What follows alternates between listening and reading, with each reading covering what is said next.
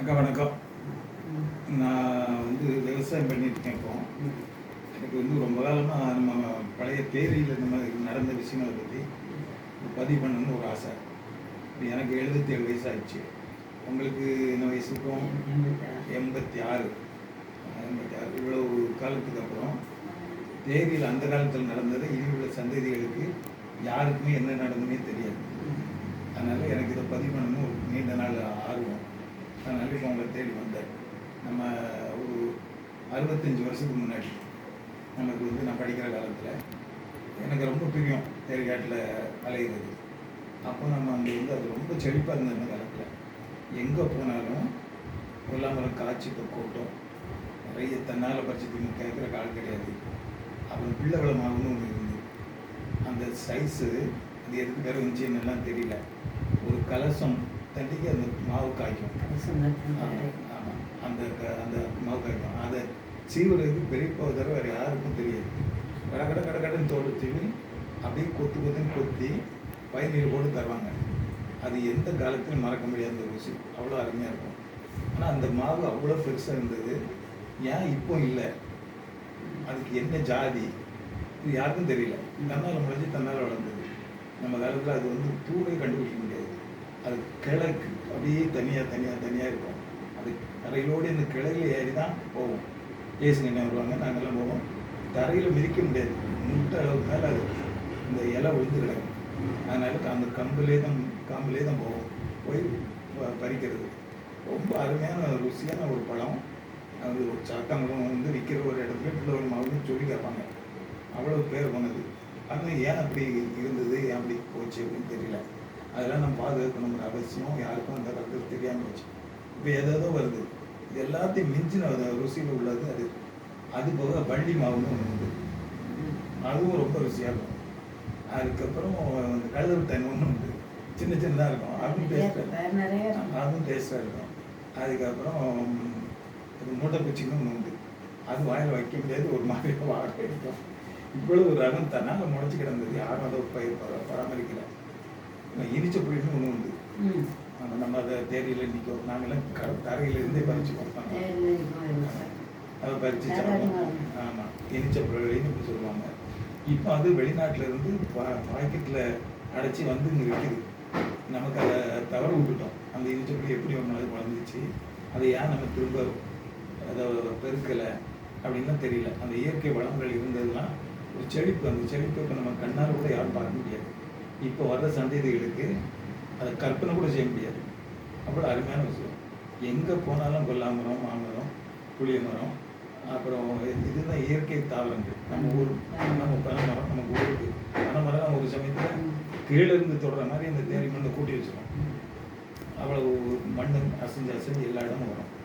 அப்புறம் நாங்கள் இதில் நம்ம இருட்டுக்குள்ள லீவு மூட்டை காலத்தில் அங்கே தங்க எனக்கு ரொம்ப பிரியமாக இருக்கும். கரண்டே கிடையாது, இருட்டு, முழு இருட்டு. அப்போ ஒரு அறிக்கையில் தான் எந்த தொங்க ஒரு மாமரம், பெரிய மாமரம், அதுக்கு கீழே தான் விடிலி போட்டிருப்பாங்க. பயணி காய்க்கிறதுக்கு, கட்டி வைக்கிறதுக்கு, மாம்பழம் பறிச்சு போடுறதுக்கு எல்லாம் விடிலி சின்னதாக இருக்கும். அது போக அந்த பனை ஏறதுக்கு மலையாளத்துலேருந்து வருவாங்க. 2-3 பனையர் இருப்பாங்க. அவங்க இந்த மாமரத்திலே கிளையிலே இந்த ஒரு பனங்கட்டியை கட்டி அதில் படுத்து வைப்பாங்க. விடிய காலம் 3 மணிக்கு முடிச்சு அந்த இருட்டுக்குள்ளே பனையேற போவாங்க. ஏறி பனையை சில்லிட்டு அந்த பையன் ஊற்றுவாங்க. 3-4 பானை ஒரு அரை அளவு உயரத்துக்கு பெருசாக இருக்கும். அதை அவ்வளோ நிறச்சி வைப்பாங்க. அதுக்கப்புறம் காலையில் பயணி காய்ப்பாங்க. எங்களுக்கு முடித்த உடனே அந்த பையனை குடிக்கிறது அவ்வளோதான் காலையில் சாப்பாடு. பட்டையை வெட்டி தருவாங்க. தெளிவாக இருக்கும்.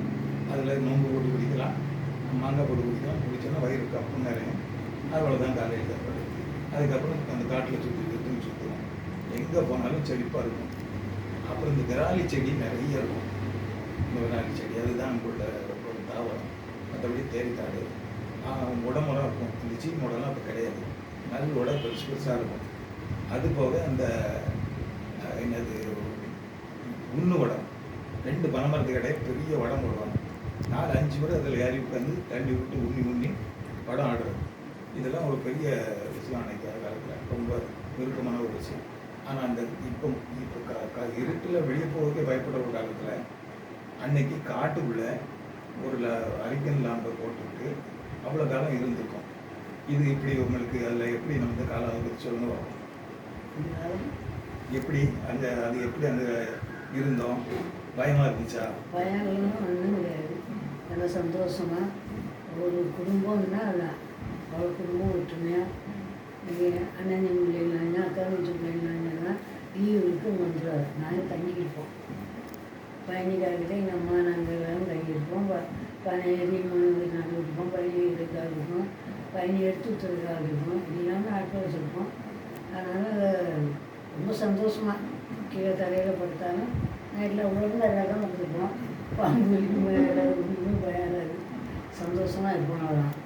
ஆனால் ஒன்று 2 மரம் இல்லை. கொல்லா மரம், மாமரம், புளிய மரம், பனை மரம், நவல் மரம், இப்படி நிறைய மரங்கள் பழங்கள் ஜாஸ்தியாக இருக்கும். அந்த காலத்தில் ஜாலி இப்போ இல்லை. அந்த தண்ணி கிடையாது. அந்த காலம் தண்ணியில் மழப்போம். மழையில் ரொம்ப சந்தோஷமாக எல்லோரும் குடும்பம். இன்னைக்கு லீவ் ஒரு அக்கா குடும்பம் அங்கே தங்கி இருக்குன்னா தங்கச்சி குடும்பம் வந்துடும். தம்பி குடும்பம் வந்துடும். நாங்கள் தங்கி 6 மாதம் தங்கிப்போம் தோட்டத்தில். இங்கேருந்து 2 மைல் இருக்கும். அங்கேருந்து வந்து 6 மாதம் நாங்கள் தங்கி போய் பயிர் வாங்கிட்டு வந்து இதில் செய்யணும். குளம் எடுத்துக்கணுமா, மாமரம் எடுக்கணுமா, அதை எடுத்து செய்வோம். ரொம்ப நல்லா இருக்கணும். இப்போ அந்த அளவுக்கு காலையில் சரி. இப்போ தேரி காடுன்னா எல்லாரும் என்ன சொல்கிறாங்கன்னா அது வந்து பாலைவனம் அப்படின்னு சொல்ல ஆரம்பிச்சிட்டாங்க. இந்த இந்த நேசரத்து அந்த பக்கத்தில் ஒரு 12,000 ஏக்கர் இருக்குது பாலைவனம் அப்படிங்கிறாங்க. அது வந்து அப்படி இல்லை. அன்னைக்கு காலம் ரொம்ப செழிப்பாக இருந்தது. ஆமாம், அன்னைக்கு தண்ணி இருந்ததுன்னு நம்ம சொல்கிறோம். இன்னைக்கு தண்ணி இல்லை, மழை இல்லைன்னு சொல்கிறோம். அது உண்மை. ஆமாம், உண்மை என்னடா அதை வந்து தன்னூற்றுன்னு பேர் பெரிய ஆலமரம் ஒன்று இருக்கும். அந்த ஆலமரம் கூட இப்போ சுருங்கி போச்சு. அவ்வளோ அவ்வளோ நேரம் வருஷத்து என்ன ஜாலியாக ஆட்டும் குடும்பத்தோட போகிறது, அது ஸ்கூல் பிள்ளைகளை கூப்பிட்டு போகிறது எல்லாமே அங்கே தான். தேரிக்கிறவங்க தான் நம்ம தோட்டம். எல்லாமே தண்ணி அனுமதிக்கு காணப்பெரிய ஓடும். அங்கே பார்த்தா தேரி ஒரு ஒன்று வந்து தேரி. ஆனால் தண்ணி வெளியே இந்த இடத்துல காணா ஓடும். அதை என்ன நட்டு போட வேண்டியது. தண்ணியில் தானே தண்ணி வெளியே போயிடும். மீதி தண்ணியெல்லாம் தெரியுது. தருவ சின்ன தண்ணி தருவாங்க. சின்ன அது தருவி போயிடும். அந்த தண்ணி இதற்கு மீதி தண்ணியெல்லாம் தருவி போயிடும். இது தண்ணிக்கும் கட்டி கூடாதுல்ல, தண்ணி வெளியே விட்டுருவோம்.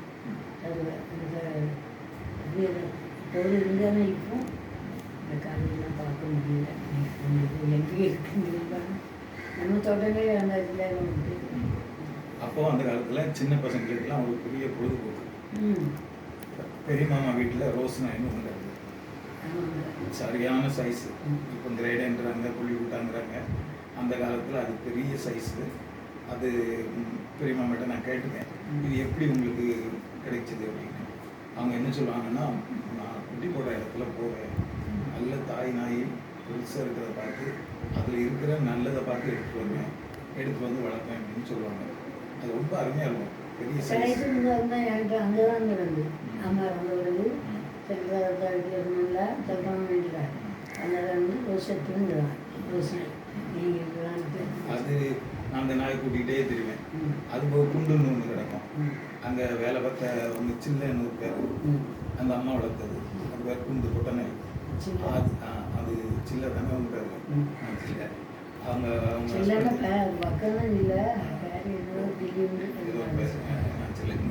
அவங்க வந்து குண்டு பொட்டனை குண்டு இருக்கும். அது வந்து நம்ம எலி பிடிக்கிற கூட்டிப்போம். ஒரு எலி கண்டோடனே வெள்ளலி பிடிச்சி சாப்பிட்றது வழக்கம். அது பிடிச்சி கொண்டுட்டு ஓடியே போயிடும். இந்த ரோஸ் நாய் எத்தனை டைம் பிடிச்சி தூக்கி ஒரு 10 தான் பிடிச்சிடலாம். அந்த மாதிரிலாம் ஒரு அனுபவம் உண்டு. அதுக்கப்புறம் அதை பிடிச்சி விட்டுங்கிறது கொல்லாமுறையை பறிச்சுட்டு வந்து ஒரு முள்ளை வச்சு அதில் கூட்டி அதை இப்போ வச்சு விட்டு அதுக்கப்புறம் மண்ணில் மூக்கி வச்சு எடுத்து உடச்சி திங்கிறது. இப்படி நல்லா நாள் முழுசு பொழுது போயிட்டே இருக்கும். அதுக்கப்புறம் நான் ராத்திரி கருத்தில் படுத்துது. ஒரு பெரிய நெல் பாயை வச்சு வரிசை எல்லாரும் பார்த்துக்காது. ஒரே ஒரு பயம், அந்த ஆந்தையா கூவைன்னு ஒன்று கத்தும். அந்த கூவை கத்தினா மட்டும் கொஞ்சம் பயமாக இருக்கும். மற்றபடி ஒரு பயம் கிடையாது. ரொம்ப நல்லா இருந்துச்சு. சரி, இப்போ வந்து எல்லாரும் என்ன பண்ணுறாங்க, இங்கேயே ஒரு 12,000 ஏக்கர் இருக்குது நெசவுக்கு பக்கம், இந்த இது பக்கம் அப்படின்னு சொல்கிறாங்க. இது பாலைவனம் அப்படிங்கிறாங்க. கிடையாது, கிடையவே கிடையாது. செழிப்பான பூமி. அந்த தேரி மண்ணுங்கிறது ஒரு 20 அடிக்கு கீழே தான் பாரு. இதெல்லாம் யாருக்கும் இதுவே தெரியல. நம்ம அந்த காலத்தில் அனுபவித்தோம். நான் படிச்சிருக்கேன், அதை பற்றி படித்ததில் என்ன பண்ணுறது, 20 அடி மண், அதுக்கு கீழே தான் பாரு, சாப்பிட்றாரு வெள்ளை பாரு, அப்படி தான் இருந்துச்சு. அப்போ இந்த சயின்ஸ் என்ன சொல்லுதுன்னா, ஒரு 350 மில்லிமீட்டர் மழை 3.5 ஏக்கரில் பெஞ்சதுன்னா ஜனவரி பிப்ரவரியில் வடியும். அந்த வடிகிற தண்ணி 1 ஏக்கர் நெல் விளைய போதுமானதாக இருக்கும். இதுதான் தன்னூத்து. தன்னாடி அந்த காலத்தில் வடிஞ்சது. அப்போது வடிஞ்சு 6 மாதம் நெல் விளைஞ்சிருக்கு.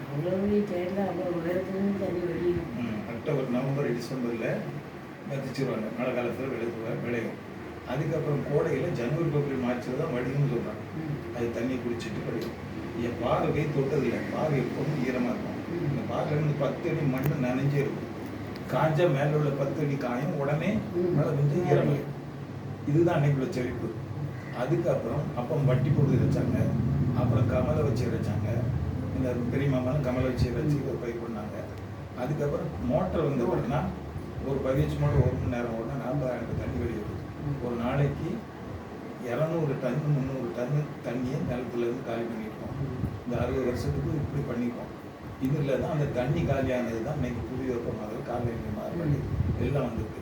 ஆனால் சயின்ஸ் என்ன சொல்லுதுன்னா, தேரியில் தண்ணியை செழிப்பாக இருந்து செழிப்பாக வளர்ந்துறாங்க. அதுதான் அன்னைக்கு மக்களுக்கு உணவு கொடுத்துச்சு. சாத்தாம இந்த பக்கம்லாம் கொல்லாமட்டை பருப்பு, இந்த நம்ம சிறுதானியம், சோளம், அப்புறம் எல்லாமே விளையும். அன்னைக்கு அந்த செழிப்பு இருந்து இன்னைக்கு தண்ணியை காலி பண்ண தான் இப்போ பாலைவனம்னு சொல்ல ஆரம்பிச்சிட்டோம் இல்லையா? ஆமாம், அந்த வயக்காடு நம்ம சொல்கிறதெல்லாம் கற்பனை கூட பண்ணி பார்க்க முடியாது. இப்போ உள்ளவங்களுக்கு அவ்வளோ ஒரு மோசமான ஒரு சூழ்நிலையை உருவாக்கியிருக்கோம். இது மனுஷனால செய்யப்பட்டது. இப்போ உலகம் முழுசும் இப்போ 10-15 வருஷம் புவி வெப்பமாதல், காலநிலை மாறுபாடு அப்படிங்கிற ஒரு இதெல்லாம் வந்துருச்சு. அந்த தன்னை என்ன செய்யணும்னு தெரியல. ஒரே சண்டை. மனுஷன் வந்து ஆதியில் இருந்த மாதிரி தான் இருக்கான ஒழிய, எவ்வளோ தொழில்நுட்பத்தில் வளர்ந்தாலும் அமெரிக்கா ஒவ்வொரு நாடு ஈரான் போட்டு சண்டை போட்டு சாகலாம். யாருக்கும் பொது ஜனங்களுக்கு சண்டை போடணும்னு அவசியமே கிடையாது. இன்னும் இது இந்த காலங்கள் மாறணும். இயற்கையும் காப்பாற்றணும் அப்படிங்கிற ஒரு சூழ்நிலை இருக்குது. சரிங்க, இதை பற்றி நீங்கள் சொன்னீங்க. இது மக்களுக்கு பயன்படும். நன்றி, வணக்கம்.